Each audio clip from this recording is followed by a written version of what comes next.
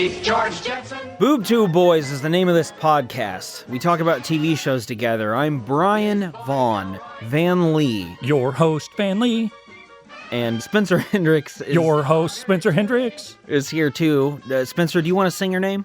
I think the Jetsons has done a perfectly good job of that on their own. We don't need to add any more of that. Well, the important thing to know up top, as we talk about the Jetsons for the second week, and Hanna Barbera for the fourth consecutive non-holiday episode week, is that the Jetsons is bad and we don't like it. Mm-hmm. This has been a great experience. We'll come back next week when we'll hear Spencer's show. Yeah. We don't need to talk Jetsons. We're good to go. Talk about Aftermash next week. No, we will follow through and talk about Millionaire Astro, an episode where a millionaire tries to take Astro away from the Jetsons and says the dog is really his. And I'd like to address real quick that this episode's air date in 1963 proves that there have been more than one January 6th where something horrible involving stupid people has happened. This one's just as bad, to be honest. Just a few decades prior. This is also somehow the second TV episode we've covered about a dog custody battle that goes to court. Holy shit, you're right, that Coach episode. Yeah. That just hit me. Guess what? Coach was way better. It was. Coach was better than the Jetsons by a lot. Luther's not even in the Jetsons. And no Dauber either. Now, although if you were to get Rick Moranis' shrink ray on Luther, you might have yourself an Elroy by the end. Or Barney. He kind of fits Barney from the Flintstones. Yeah, they're all in the Luther mold. Got those eye holes that you can just stick your fingers in, like Spencer said. Oh, I hate that. Ugh. So much of everything, the final product that all these Hanna-Barbera creations are, I don't agree with them.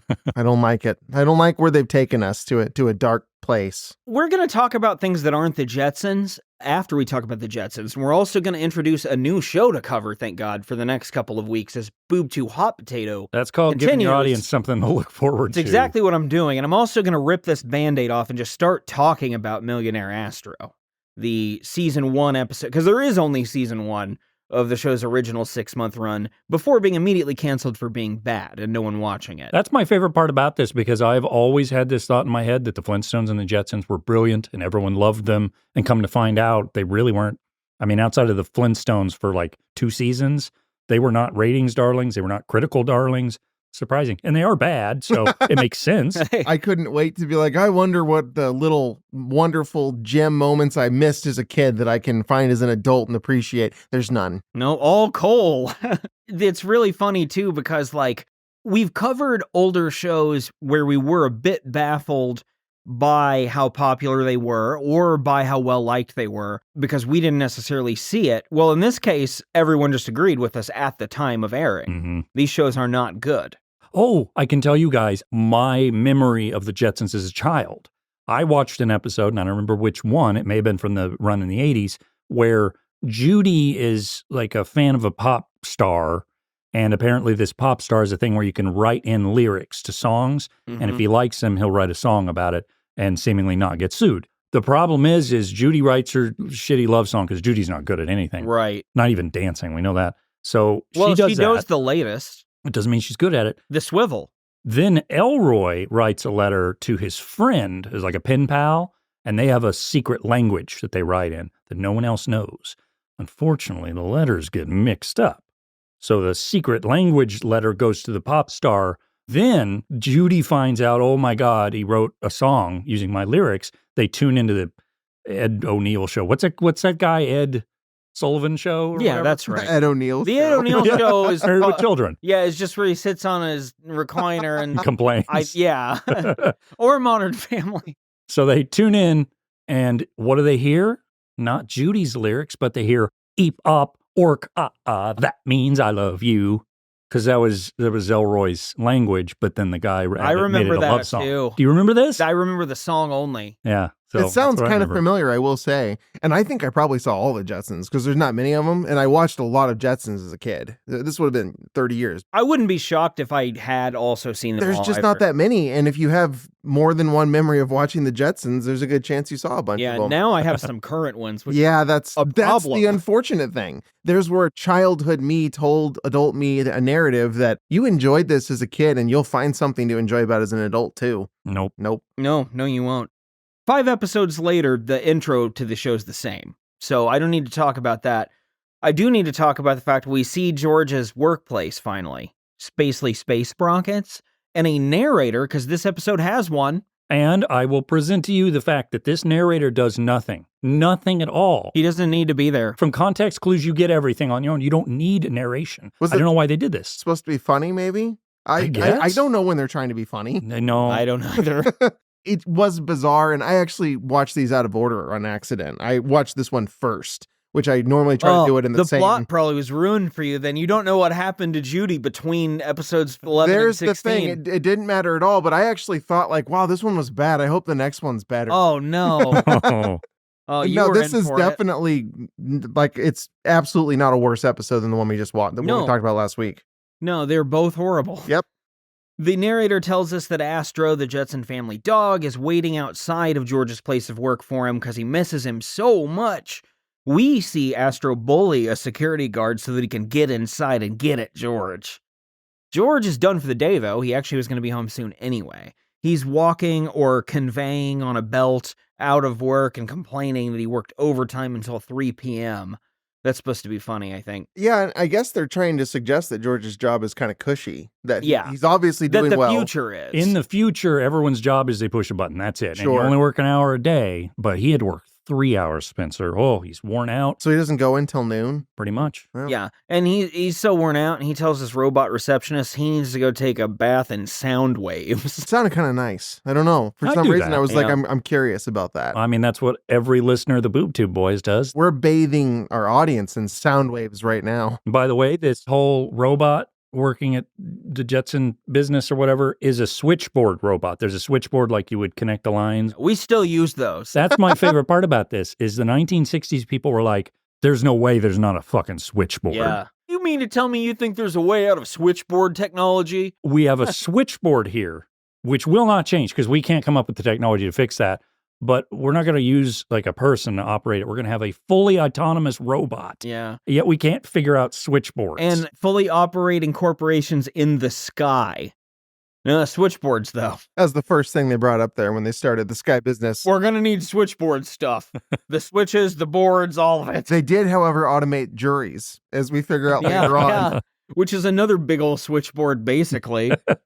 They told me everything was sprockets. It turns out it's switchboards. Astro barks or something, and Astro looks real scary and creepy. George, I missed you. And he's upright and huge. George and Astro go home, and back home we find out that the rest of the Jetson family was afraid that Astro was lost or stolen, like you could steal anything that large. George says, no, he was with me. He came to find me. He needs attention. The family does not know what to do with him because Astro has so much energy.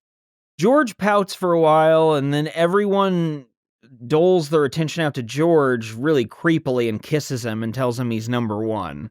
That probably is what men demanded mid-20th century. Yeah, that their women fawn over them. Yeah, you must all kiss me and tell me I'm strong. You know, I guess Astro is kind of the dauber of the Jetsons. He's big, he's unruly. Yeah. He's not Talks there. like Scooby-Doo. Mm-hmm. Draws up some real good defensive plays. Yeah.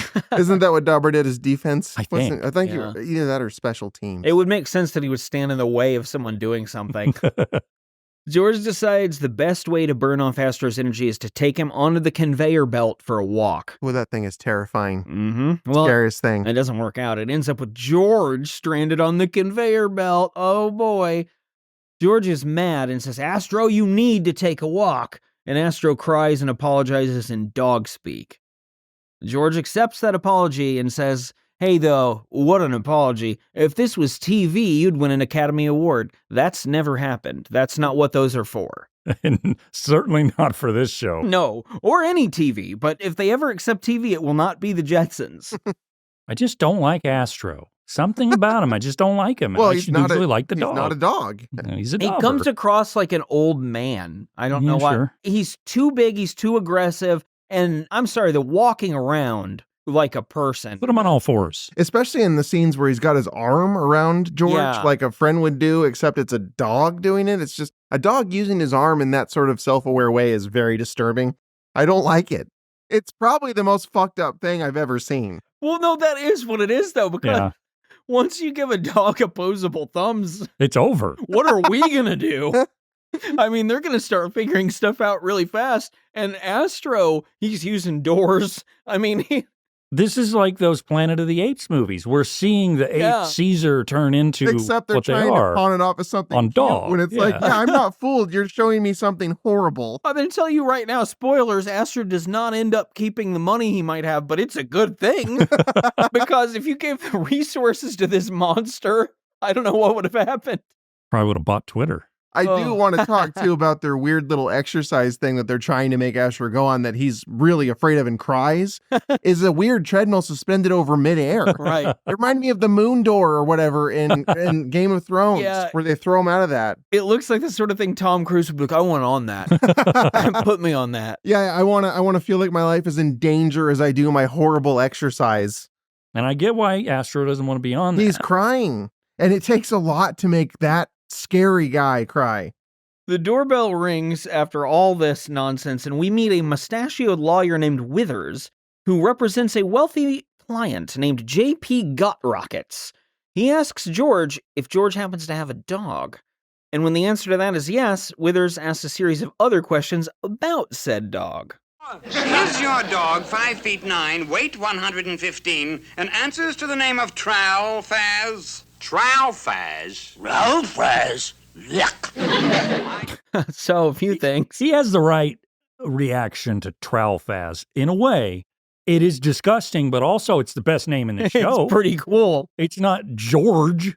It looks a lot more like what Astro's name would be. Sure. Alphaz, like the evil creature that he is. 5'9"? It's a big fucking dog. Yeah, So we also know how tall George is because they are side by side when they're walking together. So in the future, people are shorter. And we also find out that Astro weighs 115, but he weighed 220 last episode. That's true. He is totally not just 115 pounds. No, I think 6'2", 225. He's a linebacker. This is a big, bipedal, upright thread of a dog named Trowelfaz. You take the collar off him too, and if he were to have a minute and to growl a little, Trowelfaz, this is a scary spectacle of all animal. of that. Everything you just said is the worst thing I've ever heard. What if upon hearing that his name was Trowelfaz, like something awakened deep within him and he remembered? Like a sleeper agent sort of thing. Trowelfaz, murder family. It makes a lot of sense. This very first scene when the security guard won't let him in and then just does. He's like, are you the Jetsons? I'm not gonna do this. I can see you'll rip my jugular out. You can come in. Trowelfaz. That was like that Stephen King book, Trowelfaz, instead of Cujo. It's hard to do because it's both one word either way. I still liked it. George says to Withers, look, my dog's name is Astro. He's been ours since we found him, and he's never been named Trowelfaz. Withers disagrees, though, says this is a total Trowelfaz. Rest of the family comes in at this point, and they say, what is going on? What's with all the commotion? It becomes clear that Withers is trying to steal Astro away from his family and bring him to J.P. Rockets for a life of luxury. How did J.P. Rockets find Astro? We're not told this information. The lawyer shows up and he's like, I'm Wiggles or whatever. Give me the dog. That's it. We don't know. Yeah, I would immaculate conception, perhaps. Maybe Rockets had a dog that became pregnant with Astro. You're saying that, so this by God, Astro Trowelfaz is Jesus as well as terrifying. Yeah. This is like if Jesus were like a 10-foot tall zombie who destroyed Babylon. Well, you explain to me this thing. This dog that speaks and walks upright. We do learn eventually the origin story of Trowelfaz. I'm just going to call him that now. We learn the origin story of Trowelfaz with the Jetsons, but we don't know how he came to be in his rich person home or how he got away from that either. What happened to any part of that? We're overlooking the fact there might be another episode that addresses that backstory. Perhaps on the 80s reboot. I would agree this episode actually needs a part 2. And I'll tell you why at the end. I don't want to watch it, but oh yeah. Spencer, do you have another theory about what would make this episode not horrible? I'm going to wait till the end, but yeah, and it needs a part 2. Good. I'm glad you did that again. Astro's actually briefly tempted when thinking about all the special dog perks that he would get, which are just, again, very unimaginative. It's like a better space dog park. Fire hydrants. Yeah, you can pee everywhere you want. Meat. Astro does decide, though, I'm going to stay with my family. And Withers leaves, but he threatens that they're going to go to court over this. After Withers leaves, Elroy says, let's hide Astro. And George says, good idea. What better idea could there be than to hide the dog forever? The narrator pops back in to tell us, hey, I'm here. And this is J.P. Got Rockets, this rich man we've been hearing all about. And we see his palatial estate. His name is spelled on a sign outside the property, and it says G.P. Got Rockets. I'm glad you put that because I put the same thing. So I imagine they wrote it as that, and they're like, that's funny. And then someone said, no, that's not funny. Make it JP. Yeah. But then they couldn't reanimate it? I don't know. Nothing they could do. Every character says JP the whole time. Mm-hmm. JP Got Rockets, he's a tiny little old man about the size of, an Astro type. Or no, God, no. No, that's a giant, man. An Elroy type. You mean like the listed size, they say? Yes, exactly. On the on-paper size. He has a white mustache and a shockingly deep voice for being so tiny. He chastises his lawyer Withers for failing to bring back Tralfaz, and then chooses what sort of tan he needs to get in his own bed. I would have liked to have seen what the others looked like before I could decide, because it's Miami. What's the other two? Miami. I don't know. The Riviera. Yeah, that's one. the third one. It's Miami, Honolulu, and That's Riviera. And we only see what the Miami looks like. So Hawaii, France, and Florida. Well, you went with the Miami tan, which is great. Because as we all know, when you have the Miami tan, you can party in the city where the heat is on all night on the beach till the break of dawn. Thank you, Van, for bestowing upon us the creed of the Millennium. Well, I heard the rainstorms ain't nothing to mess with, but I can't feel a drip on the strip. It's a trip. Bienvenido a Miami. Yeah, I've never seen so many Dominican women with cinnamon tans. Well, This is a Will Smith interlude. Yeah, I liked it. we were just getting jiggy with it for a bit there. It's really the Wild Wild West on this show. Wait, are we in the Millennium or is the Jetsons in the Millennium? We both are. Oh, We're just about caught okay. up to them, remember? Oh, that's right. So you think they did incorporate that into the Jetsons? They're like, well, obviously. No, they had no way of knowing that it was going to happen. If they could have called Fresh Prince, which, honestly, actually probably did start during the reboot. Sure. Probably late 80s, Mhm. I would assume. That movie at least was 1990, which... There had to have been overlap. Now, they should have known about the Millennium. I take back what I said. I'm assuming that in that overlap with the Jetsons, there was definitely a reference to. I'm sure they crossed universes. Yeah. Mm-hmm. Had to have happened. Uncle Phil's on the Jetsons. He throws Elroy out the front door. Good.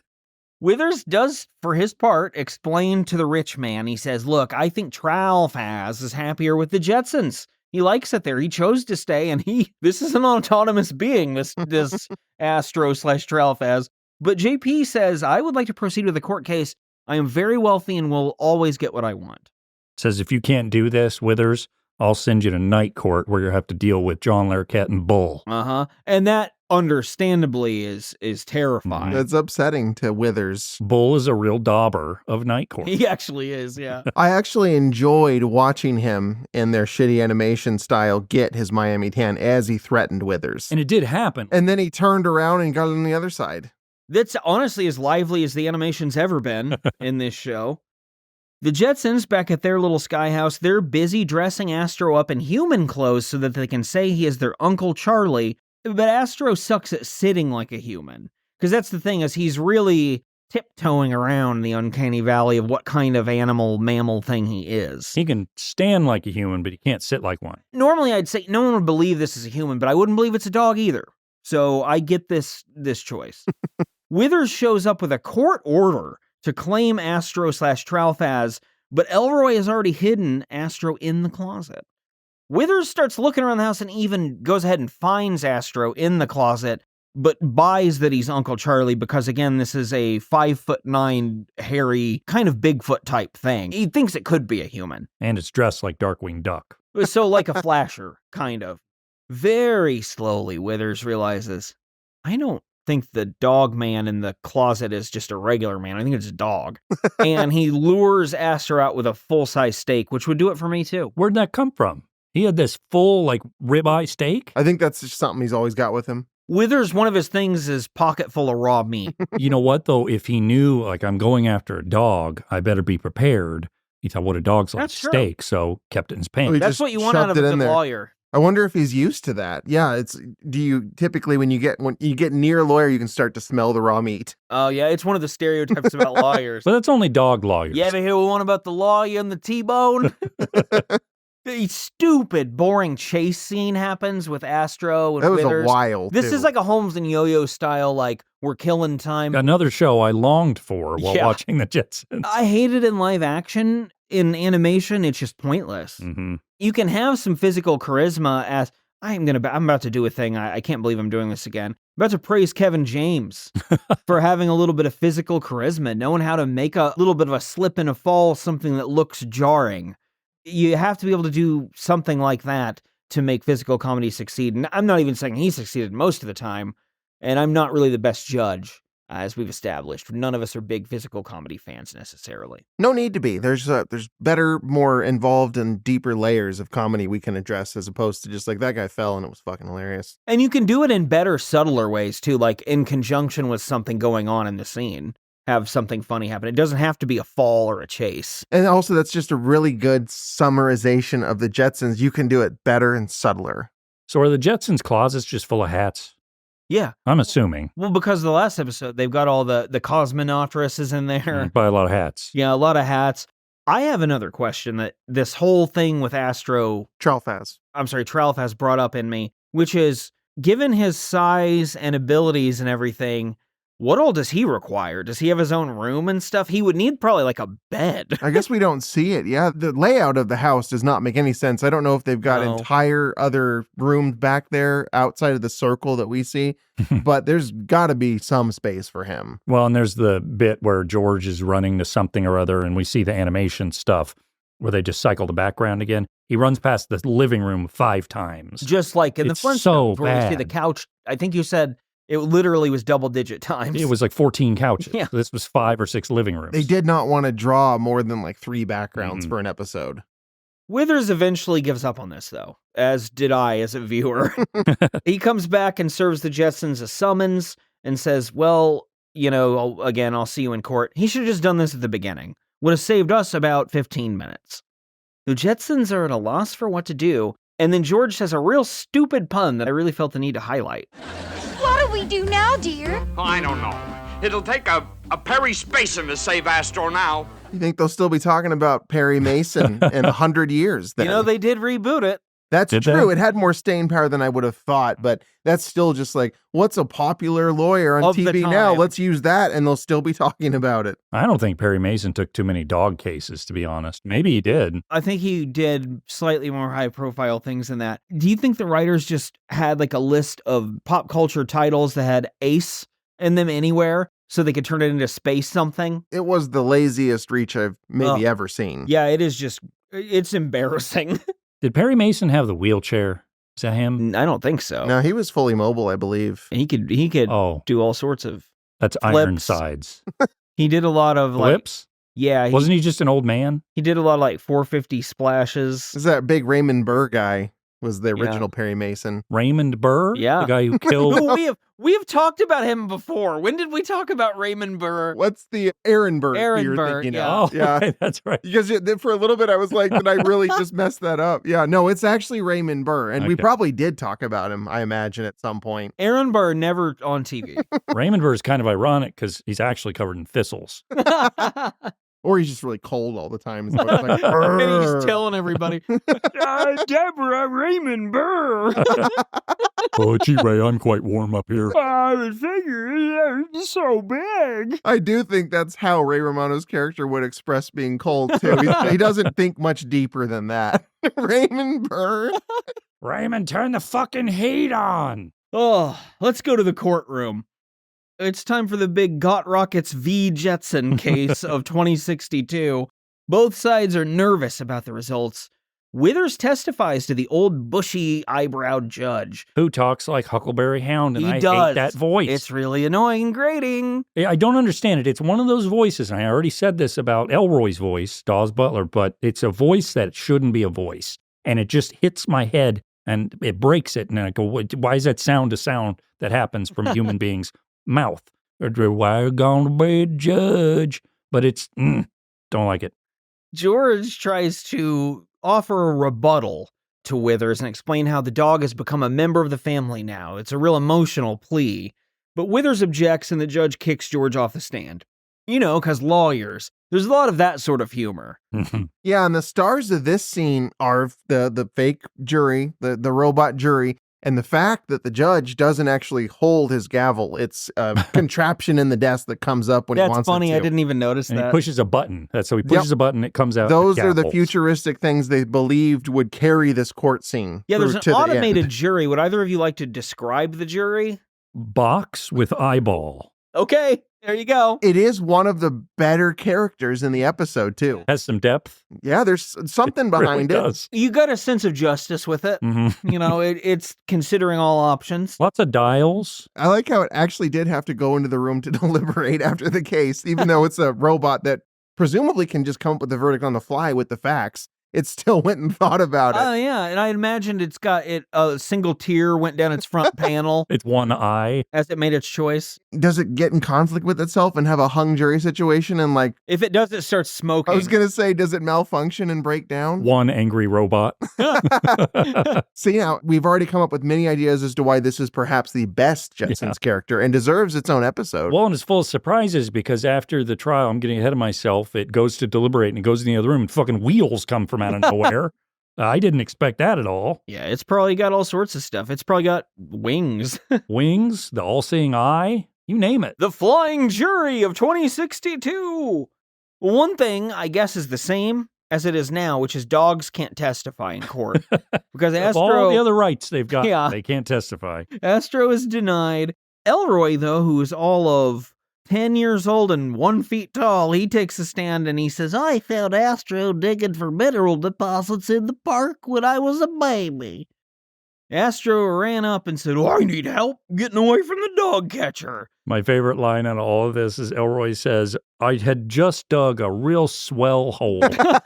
That's all they could do. And the, you know, In the future in past. these 60s that are really, you know, the old 60s. People wonder why there was a rise in serial killers. Hole digging was a big hobby. I got to put something in this. Let's see. Get a body. I'm kind of tired of putting like food in there.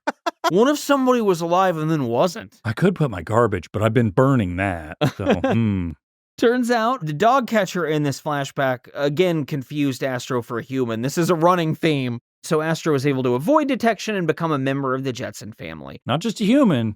Confused him for a little boy because he's halfway in the hole, so he Sure. seems smaller, and he's wearing Elroy's dumb hat. He's got the hat and he's in the hole. It's like it must be a kid. Oh, of course, a 6-foot-tall little boy covered in brown fur. Little boys of the future.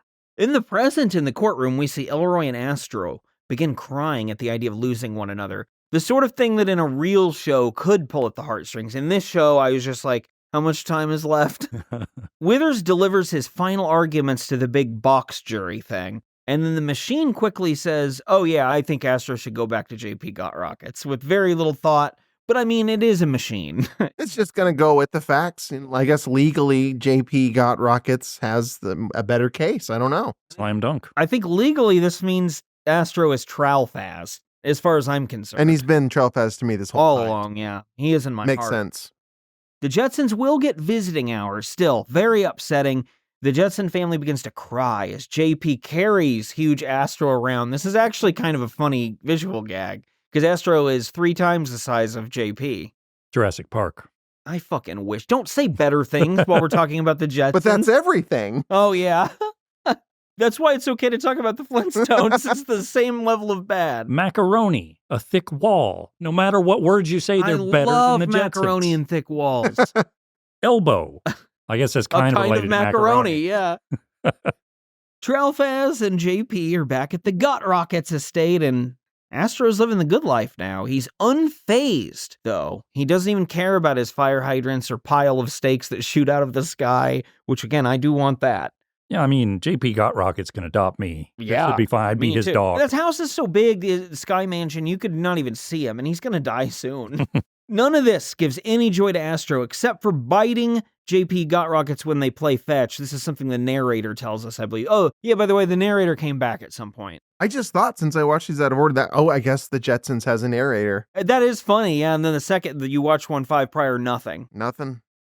Finally, though, one day, during Jetson visiting hours, Got Rockets just decides, I think Astro belongs with you, you can have him. They try to cover that. They're like, well, is it good for our PR? Is it good for our company image? But largely it's just, I guess all rich people just do the right thing in the end. It just occurred. There was no real change of heart. It just happened. Nothing built up to this. Nothing happened. They fulfilled their time in the episode. They're like, let's just have the rich guy give him right back because they can't take Tralfaz away from the Jetsons. Have a 3-episode arc or something. That's what I'm saying. They should have. It should have been like the rich guy kept him the whole time and the family had to come up with a plan to break him out or something. And then it's like a big heist. They hire someone. There's maybe 2 episodes, 2 or 3. And maybe it doesn't go so well. Maybe Tralfaz dies in the process and they have to get a new pet. And we talk about the grieving that a family does when they lose their pet. There's a lot of depth that they could have added to this, but it would have taken a couple more episodes. As it stands, what we have, this is about it, and it's really no depth at all. Nope. The Jetsons drive Astro home in the sky, and they sing For He's a Jolly Good Fellow, a song we definitely still sing today, let alone 40 years from now. Sure. I mean, who the fuck cares about that song? And why would you sing it at this moment? What? Yeah. That's like I don't know. That just doesn't fit for me. He's a jolly good fellow. What the fuck is this? I think it's at the end of It's a Wonderful Life, isn't it? With Jimmy Stewart. Don't they all sing that together when he gets to live again? Yeah, well, I think that was 20 years before this. Exactly. I think it's a big, 1920s thing at New Year's. Like, yeah. I just wonder what would happen if I played George Jetson. Oh no, there's Tralfaz. Somebody got murdered outside my window. Can we have Jimmy Stewart play Tralfaz? Bark, I said. Ruh-roh, Royce, I don't want to go live with J.P. Guy Rockets. I've broken my leg. I Don Knotts hard at the end of that. Andy, I don't carry a gun. Three's Company. Oh yeah, he's the landlord, right? Huh. Oh, that's it for the Jetsons. I don't want to talk about it anymore. Let's talk about how we feel. Spencer, first off, how could this episode be better? I did my best to make it a heist to get him back. We have to end on the rich person actually getting Tralfaz and keeping him and not giving him back, because that part doesn't even make any sense. So he needs to keep him, and we need to figure out how the family tries to get him back. Yeah, that's true. As you said earlier, and as time marches forward, we know it's only more likely the rich will win. Well, yeah, that's the other thing, is maybe it works. Maybe Astro, Tralfaz, is like, this actually is kind of better. This is great. I'm a dog, and I really do. I really do just kind of need material things, and that's fine as long as I have fancy meats and a nice place to sleep. I'm happier here, and the Jetsons have to cope with the heartbreak of their dog choosing JP Got Rockets over him. Maybe we need to see JP Got Rockets as a villain, because we don't really see anything purely evil other than I want what I want. That's true. So maybe he, I don't know, strangles somebody or something. And so then we root for the Jetsons to get him back. Okay. He'd probably have Withers do it. It could be that the Miami tan has like a relatively normal effect on him, but those other tans make him into a dangerous creature of some kind. Oh, he like hulks out. Sure, maybe what was that second one? Riviera. The other one. I don't think Riviera tan would do it. What was it? Hawaii. The Honolulu tan. Maybe that's where he goes in murderous rampages. I want to see more with the tanning machine. More murderous rampages in the Jetsons. Yes.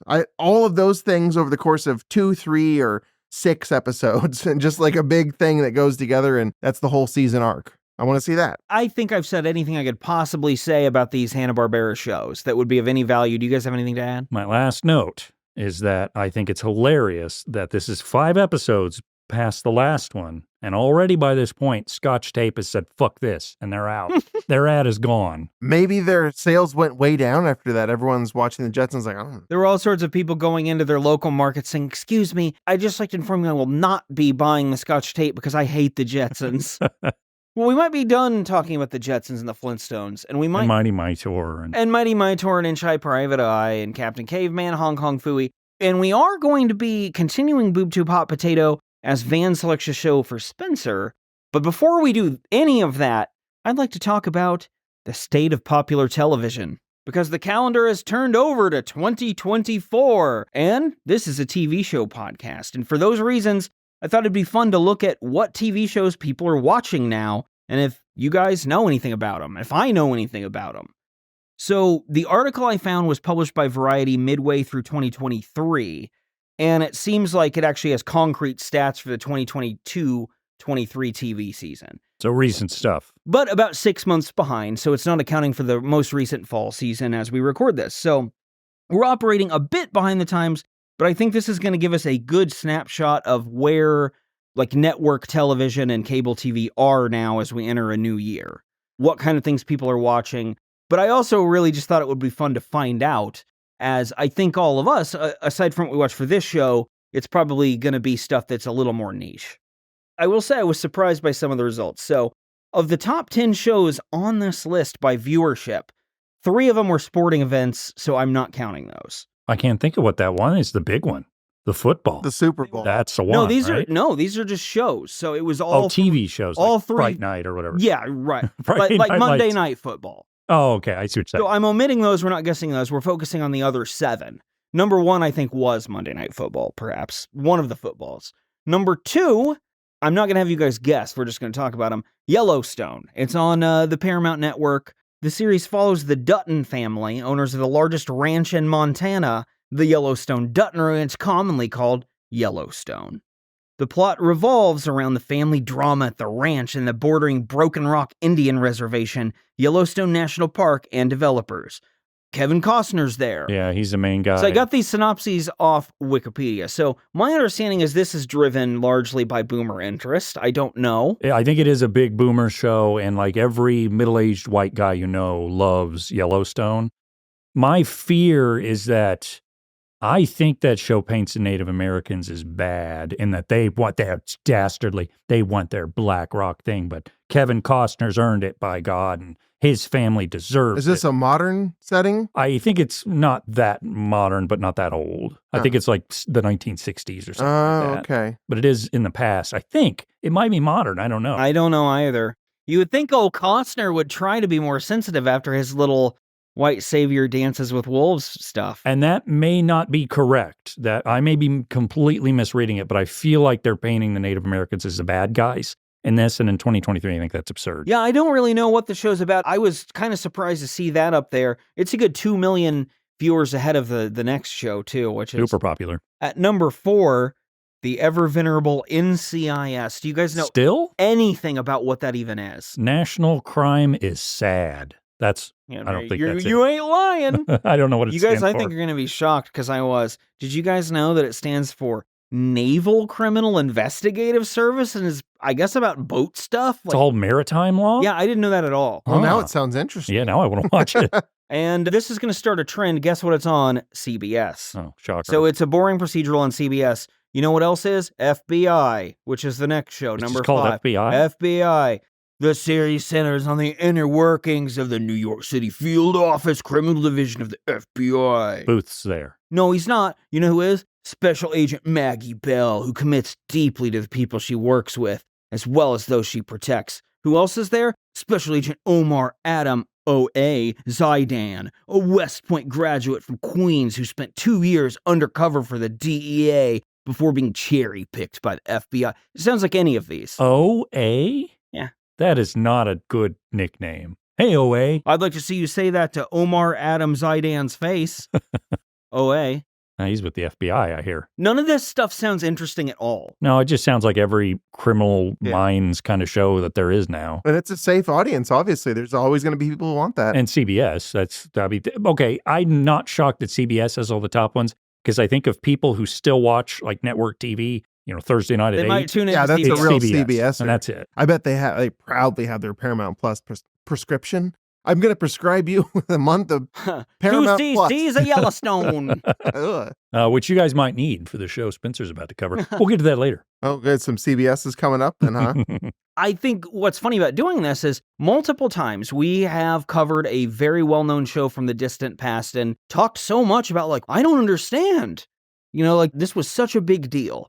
Well, these are the shows that are a big deal now. Yeah. And it's the same as it ever was, Well, they're a lot like Bones, which we've covered recently. None in of these that- shows can hold a candle to Bones. No, but they're easy to digest in that there's nothing that happens in them. Yeah. And it's just a big guy saying things confidently, and that's it. Guys, I think the more things change, the more they stay the same. Is that Carl Jung?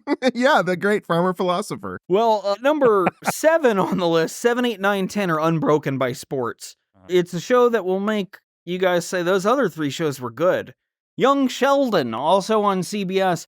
For those unfamiliar figured. what It's that's popular? about. Yeah, and it's run for 7 years now. What the fuck? He's not even young anymore. Teenage Sheldon. I wanted to include a Wikipedia synopsis Mm-hmm.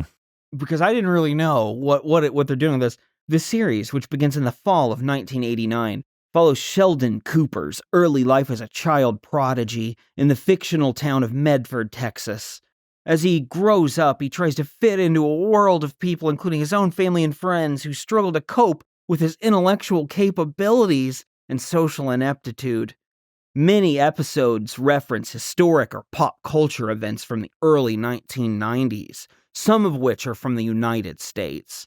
What does that mean? Oh, here's this Greek stuff. It means somebody's a big old Big Bang Theory fan and wanted to write a synopsis that sounds like it's work. Yeah, so they hit gold with that show, and then people needed a whole other show about the favorite character from that show. Bo Bingo. 20 combined years probably Sheldon. of that. Unbelievable. People just couldn't let go of Sheldon, so they had to do that. I can't I mean, I don't watch The Big Bang Theory, but of The Big Bang Theory, which I've watched because of Brian Vaughn, No, let me clear something right up top. Leave that as No, is. it was for Context-free. another podcast we used to do. Yeah, well, anyway. Not for fun. Sheldon is somehow the worst of all of those. Yeah. And they're all bad. And that's Johnny saying a lot. Galecki, fuck you. And Sheldon, he won like 1,000 Emmys. He won like best dork of the world. Jim Parsons, the most acclaimed Emmy actor ever, apparently. He was in this... I don't know if he's a good actor or not. I've only seen a couple episodes of this, and I don't like this. Well, he was in a Disney movie, and I don't remember what it was called, but where he played an alien or something, and the alien had a weird speech pattern. Here's the thing. I like language. It fascinates me. I hate it. Something I gravitate towards. But for whatever reason, the way he spoke was not patterned, and it drove me nuts. Because like Yoda speaks in a weird pattern, but it's a pattern. Syntax. Whereas he just said words out of order, and I had to fucking listen to this trailer 100 times a day at Family Video, and it drove me batty. I won't talk any more about him because one day we're going to bite the bullet and cover Big Bang Theory, and I'm going to save... Those are going to be 3-hour episodes of all complaints. Ugh. We'll also probably talk nice about a different show at some point, but it won't be the next one probably. At number 8, it's Chicago Fire. What is that? NBC's lone entry. It's one of those Dick Wolf shows. The whole Law & Order family. He started up a Chicago family of shows like Chicago PD, Chicago Fire, Chicago Hospital, and they're all among like the 100 most popular shows. Is that the same in the family of that show from like the 90s, Chicago Hope? No. Okay. Or at least I don't think so, but I don't think Because so. I that was think about there a hospital, right? Yeah, in it was. Chicago. That's when you said Chicago Hospital. Maybe it is, but is it I don't think connected? it is. Not very original. Weird. But that's all that is. I don't really want to talk about the synopsis other than the last line in it, which says, they are led by the heroic and determined Battalion Chief Wallace Bowden. I love names on shows like this. Battalion Chief. Wait, is this they're cops or something? What are they? I didn't listen to a word you said. It just whoosh right over my Fire head. Yeah, so Okay. they're fire experts, and it's led Wallace Bowden. Wallace Bowden. My boss Wallace Bowden was being a real bitch today. Yeah, Commissioner Wallace Bowden, yeah. God, I got to go listen to Wallace Bowden again today. At number 9, Get Your Mustaches Out. Nope, that's a different show. Maybe. Blue Bloods, also on CBS. Was Tom Selleck on that show at one point? I think he is on that show. Mhm. Oh, I didn't know that. Well, this synopsis says that the series follows the Reagans, but not... Oh. Not yet. The- Oh, Okay. and jelly beans. Nancy. It's a family with a history of work in law enforcement. Frank Reagan is the New York Police Department commissioner, apparently. That's totally Tom His Selleck. oldest son, Danny, is a detective, and his youngest son, Jamie, is a sergeant. His daughter, Erin, works as an assistant district attorney. His second son, Joe, Wow. was murdered. Good. Get So rid of that's some of what them Blue kids. Bloods is about. I will say there's an FBI investigation of a corrupt group known as the Blue Templar. So, that's what's going on in Blue Bloods. People love that shit. They eat it with a spoon. Number 10, it's also on CBS, Ghosts. It's about ghosts? I think this one, maybe it's a comedy. I don't know. Oh, I don't know. Oh, yeah. I've seen Married commercials for this. New Yorkers Samantha and Jay believe that their dreams have come true when they inherit a beautiful country house from Sophie Woodstone, Sam's great aunt, only to find out it's falling apart and there's ghosts in there. It's not a good house. But Jay he can't hear Sam, but Sam can after she almost dies. This is like all of those ghost shows. Yeah. Ghost Whisperer and Medium and everything. It's all the same. So one of them is just worried about the house's actual physical state. The other was like, well, yeah, but there's also ghosts Like here. the house needs to be repaired, yes, but spectral beings also. The plane has been broken between this world and t'other. Well, it's too bad they can't somehow find a way to speak and communicate and tame the ghosts to put them to work to fix Make the them house. fix the house. That's Easy. how I hope like season 2 is or something. Ouija board. What if the ghosts aren't like hammer savvy or whatever? Like, this may not be the ghost of Tim Allen. Well, then we know it's not also the Hammer brothers. We have to put him probably to some sort of construction academy for a while first. Like that exists. Yeah. That's my favorite part of that. And that there's the just construction a academy. whole class of ghosts learning, like very seriously taking notes and practicing. Big whiteboard. The veil between our world and theirs also has projects that need done. So yeah, those are the 7 shows that weren't sports in the top 10. Huh. I looked at the list of the top 100 and I went down that thing and there's nothing I regularly watched on there. Makes sense. Yeah, it's mostly reality shows and procedurals, things like that. So pretty dire stuff. Of course, streaming numbers aren't concrete, but it does remind you kind of that whatever awesome show on HBO Max, or I guess just Max now, that you watch and you're like, man, everybody's talking about this online, or I'm seeing a lot of cool articles about this on the sites I go to. No one watches that. Yeah, no, it's minuscule compared to the Big Bang Theory or whatever. When we covered The Office, that's a show that seemed so immensely popular at the time, not top 20. Unless it's like Game of Thrones, right? Like that's an exception, I would think. Really? No, very, very low actual viewership. That's amazing because it was like the now, reason all their HBO viewership is survived. paid. Right. That is the difference, but that's fair, yeah. That's kind of HBO's thing is like if you bought HBO, it was for Game of Thrones, pretty much. At that time, yeah. And they've always been able to have shows that do that to some degree because they make shows that are good a lot of the time. Now, I don't know if that'll continue with their partnership with Discovery. It'll be a whole lot of like, my mom's a frog. I'm pretty sure it's all being just destroyed by that guy who also does Warner Brothers. I think that's all the same company. David now. Zaslav. Yeah, and he just cuts shit and breaks shit, and it's just all about money, and dollar bottom line, and none of it quality. Of artists. It's horrible. He's a horrible guy, I think. So yeah, TV is maybe not that cool anymore. I'm not sure. I think we should just put a stop to this podcast right now. End it here. Protest. Thing is, we can mine all of TV's history. And with that in mind, I'd like to know what we're mining next as BoobTube Hot Potato continues. Van, tell Spencer what he has to do. And I might do it. Might being the key phrase. You might hear this and say, That's I'm the thing done. we've never actually discussed as an option on this show. Is It's it like refusing? We might just be like, nah, I'm good. I'm not going to do that. Like, we could get one veto every decade. Well, if you remember correctly, I had a plan for this. You were going to punish me. But then you did 2 animated shows in a row. Well, I technically could go back to my original plan because we did have a break there where we had Father Knows Best, Everybody Loves Raymond, and Bones, 3 actual shows. So I could say, technically, we haven't had that many animated shows. I'm not going to because I'm tired of animation. Okay. We'll come back to it another time. But I had to then sit down and think, do I punish Spencer? And that quickly left my mind because Spencer... there are 3 things I think of when I think of you. I think of angel, godly man. David Boreanaz? I think Irish. That I almost did angel.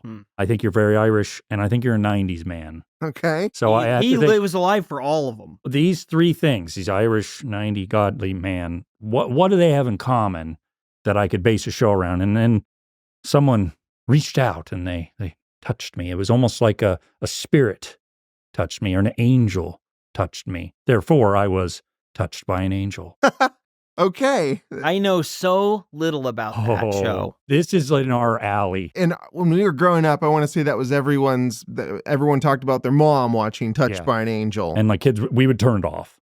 I wish we didn't because holy shit, I've watched our first episode. This show is brilliant. Are these true stories, supposedly? No. Okay. I thought it was supposed to be people being, and they reenacted it dramatically, but I thought it was people being like, and this really fucking happened. No, basically it's a scripted show, and the concept is we deal with Monica, played by Rose, not McGowan. No, Rose something or other. Rose, shit. She's an Irish actress, and she's a fresh angel. She's a new angel. Fresh angel? Is she a regulation angel? She might be. We don't know yet. Maybe in the first episode we'll find out. So she has to solve angel crimes by Tess, who's her boss, who's this sassy black lady who's great in the role. And these are all angels. And so, they go to Earth and they get a mission from God. God says, you got to take care of this shit. Well, that's writes ridiculous. it down and hand it to the angel, Monica, or whatever her name is.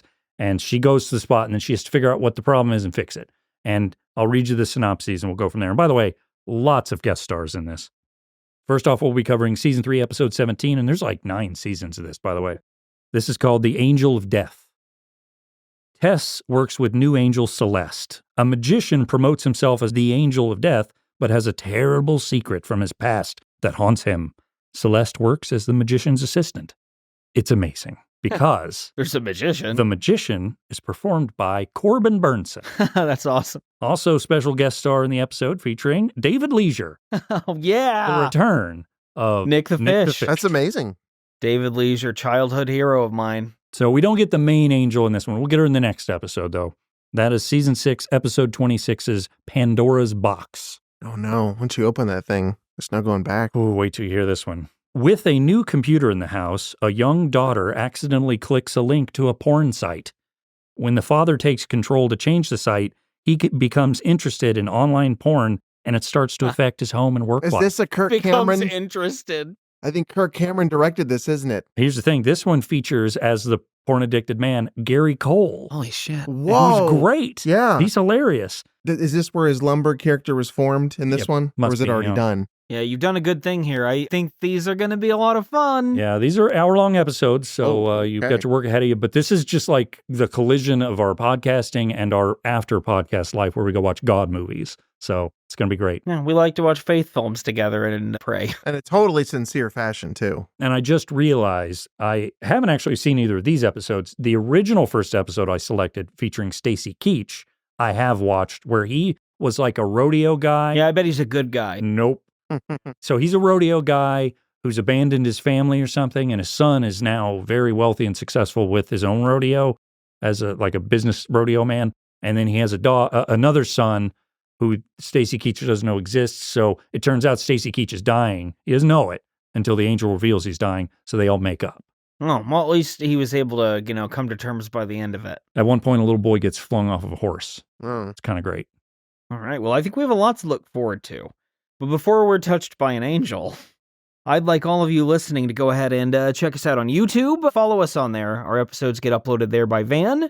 Go to bootuinc.com to see stuff we've written, or to get added to our Discord channel. You can also, if you'd like to, check out our bonus stuff on Patreon. It's all free on there if you want. Leave us a review on iTunes, and we will not get any Jetsons tattoos, but maybe we'll get one of this angel or Gary Cole. I don't think we can do an angel because God forbids marking the skin or something. Yeah, but isn't that the ultimate way to really stick it to him? The ultimate stick is a tattoo. Mm-hmm. Well, I don't know if I agree with this for toilet wisdom. Okay, it wasn't good enough. Yeah, I I'm don't know. sorry. Me personally, I think it'd be a good idea if you followed me on Goodreads or Letterboxd to see the media I'm ingesting.